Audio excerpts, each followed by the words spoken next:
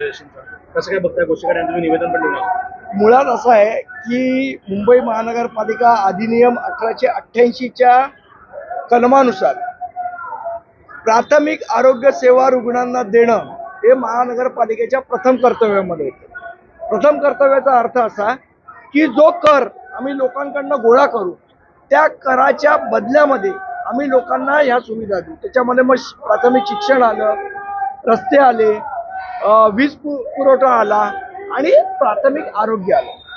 तुम्ही जर आमच्याकडनं जो कर गोळा करताय त्याच्या बदल्यात जर आम्हाला आरोग्य सेवा देणार नसाल तर मग आम्ही महानगरपालिकेचा कर कशासाठी द्यायचा हा मुद्दा आहे। आम्ही हेच वर सांगून आलोय की तुम्ही तुमच्या प्राथमिक कर्तव्यापासून स्वतःची सुटका करून घेऊ शकत नाही प्रायव्हेटायझेशन करून।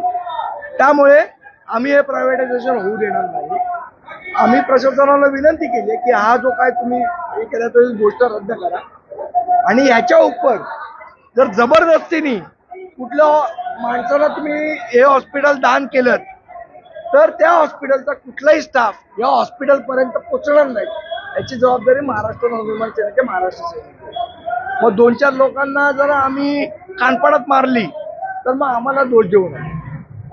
प्रोटेक्शन हॉस्पिटल पर्यंत असतं, घरी जाता येतं नसतं, हे त्या स्टाफनी पण लक्षात ठेवायचं। पण एकंदर आपण पाहिलं गेलं तुम्ही आज मंचावरून बोललात की इकडे महापौर नाही, इकडे नगरसेवक नाही, कुठे ना कुठे त्यासाठी कुठे ना कुठे प्रशासक जो आहे त्यांना एक वेगळा महाज आला असा तुम्ही उल्लेख केला। हो, आता मला सांगा ना, खरं तर ही जी पॉलिसी आहे ही पॉलिसी कुठे ठरली पाहिजे? ही पॉलिसी महानगरपालिकेमध्ये ठरवायचा अधिकार कोणाला आहे? सभागृहाला आहे।